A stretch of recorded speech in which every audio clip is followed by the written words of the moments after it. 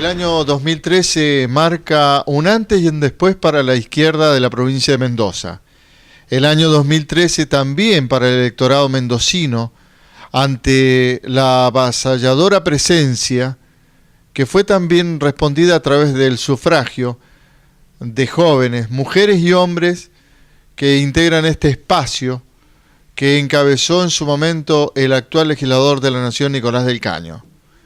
Primero fueron las PASO, novedad para el electorado, luego las parlamentarias, que confirma lo que había sucedido en las PASO.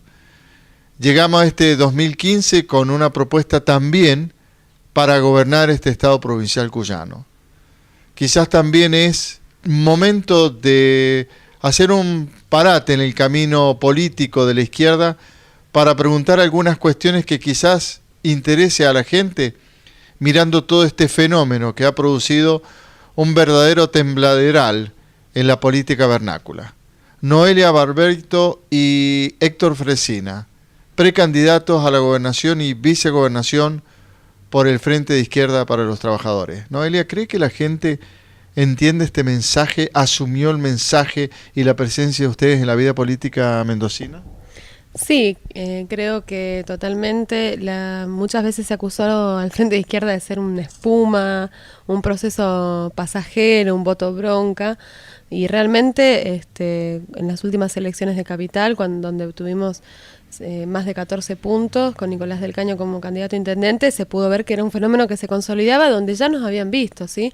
Tanto a nivel nacional, a Nicolás siendo parte de las movilizaciones de los trabajadores, por ejemplo en Lear, en Buenos Aires, como viviendo como un trabajador, cobrando como un trabajador, como nosotros en el Senado, en diputados y en los consejos deliberantes, no solamente haciendo fuertes denuncias contra los dietazos, por ejemplo, cuando se aumentaron 12.000 pesos un día para el otro, contra los negocios turbios que hay en esos lugares, sino también proponiendo una agenda de los trabajadores, las mujeres y la juventud. Así presentamos proyectos contra los despidos y las suspensiones, proyectos para un salario mínimo igual a la canasta familiar y, en mi caso, el protocolo del aborto no punible, por ejemplo, en el Senado, el boleto estudiantil, de OSEP, es decir, una serie de proyectos que tenían la intención de que las necesidades, los derechos de los trabajadores que todavía nos faltan, estén ahí en el Senado.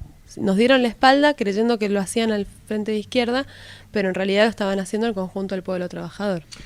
Héctor Fresina, ¿es posible que la izquierda pueda gobernar este Estado provincial cuyano muy característico a la inversión, al comercio, al desarrollo?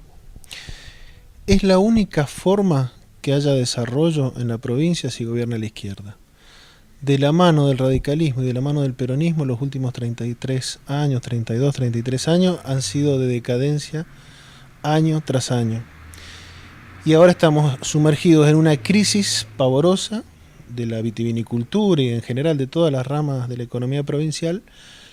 Por lo tanto, la alternativa que está proponiendo la izquierda es la única que se plantea realmente el desarrollo de la industria vitivinícola, terminando con la monopolización que están haciendo en los últimos años 4 o 5 grandes empresas, terminando con los despidos y las suspensiones que están afectando a cientos y miles de trabajadores en la industria, en el comercio, en la construcción. Nosotros nos paramos en la defensa del trabajo. Sobre esa base, la izquierda va a llevar esta provincia adelante. Si no ganamos las elecciones para gobernador, estaremos dejando un precedente con una gran representación parlamentaria que va a reforzar la que ya tenemos en la legislatura y en el Consejo Deliberante, que va a ser la voz cantante de las necesidades de la población trabajadora. ¿Son conscientes, Noelia, que son observados permanentemente por esos jóvenes, pero también por la gente grande que asume compromiso? Y entonces, si son conscientes, ¿ustedes notan de que ha tomado madurez el soberano a la hora de sufragar? Yo creo que lo que ha sucedido es que durante muchos años surgieron diferentes proyectos políticos que pretendieron dar respuesta al conjunto del pueblo trabajador. Proyectos políticos que fueron acompañados por miles de votos y después se vieron decepcionados. Entonces yo creo que la gente también hace su balance de que hace 32 años gobiernan los mismos partidos de la provincia y hay un sector y siempre lo ha hecho para los propios intereses de casta o también para los intereses de sus empresarios amigos. Entonces yo creo que hay gente que saca esta cuenta, que no quiere volver, por ejemplo, a los 90. Un dato, como legisladores y senadores, en las listas de la UCR y del PJ van muchísimos que ya estuvieron en los 90, o sea que fueron parte de la legislatura que fue cómplice de fundir el Banco Mendoza, de privatizar las empresas del Estado y destruir la salud y la educación pública. No es casualidad esto, porque Cornejo va con Macri y Bermejo con Scioli, que son los dos hijos políticos del menemismo. Entonces nosotros creemos que sí, hay un sector de jóvenes, de mujeres, de trabajadores que pueden hacer esta lectura desde ya y ya no quieren seguir apostando a lo mismo, sino quieren apostar a una alternativa que realmente exprese sus intereses. ¿Es posible, Fresina, la última pregunta, de que la izquierda pueda dar respuesta a la pobreza, a la desocupación, a esa suerte de decadencia moral que inclusive existe para precarizar nuestra educación como se ha precarizado? Frente a eso tenemos propuestas concretas. Nosotros hemos presentado proyectos de ley incluso sobre la base de una deliberación con los trabajadores para frenar los despidos y las suspensiones, por ejemplo, para establecer un salario mínimo igual al costo de la canasta familiar, para terminar con la precarización laboral. Si nosotros apuntamos a esos tres aspectos, a un plan de construcción de vivienda, a mejorar la salud pública, a terminar con las tercerizaciones, las privatizaciones, al igual que con la educación, si abordamos estos problemas desde el punto de vista del programa del Frente de Izquierda, que es un programa anticapitalista que pone los intereses de los obreros por delante, con eso frenamos la pobreza y terminamos con la pobreza. De la mano de los partidos que defienden este régimen económico social, vamos cada vez peor. Y hay que ponerle un límite a esto. La salida es por izquierda.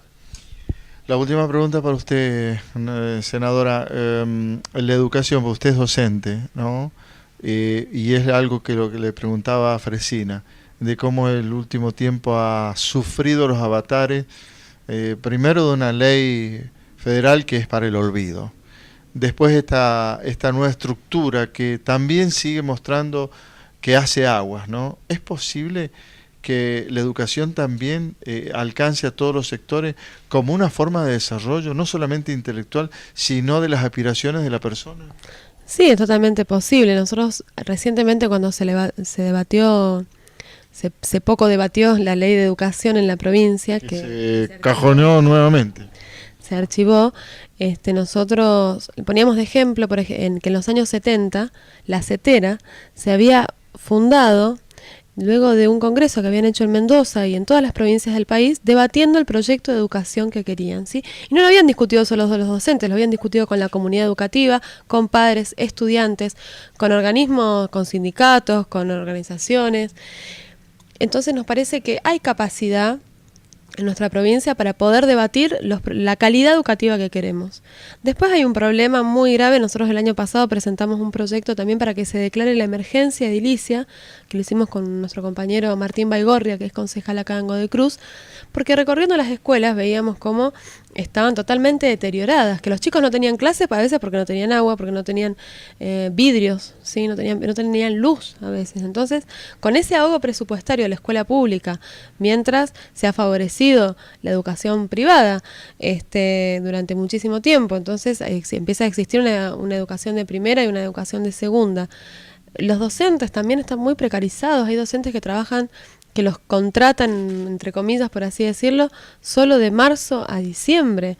Entonces, con docentes precarizados, con escuelas que están en emergencia edilicia y con una herencia de una ley federal que destruyó nuestra educación y que lo siguen haciendo, porque parece increíble, pero hace poquito estuvimos cuando las escuelas técnicas les querían sacar los títulos, o sea, las pocas escuelas que quedan, que han logrado mantener que salgan los chicos con un título que muchas veces les permite, según un estudio universitario, les permite seguir adelante, las quieren sacar. Entonces, no se ve una progresión, sino todo lo contrario, un retroceso. Nosotros proponemos un congreso educativo para que el conjunto de la comunidad educativa discuta qué educación y cuáles son las vías para resolver todos estos problemas que están al alcance de la mano, ¿sí?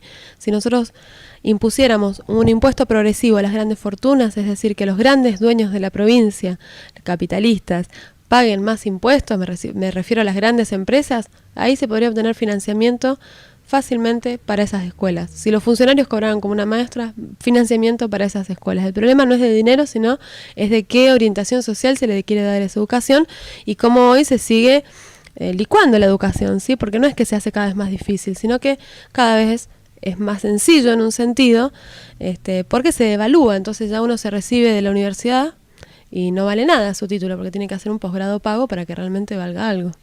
Noelia Barbeito, Héctor Fresín, así piensan, candidato a gobernador y vicegobernador de la provincia.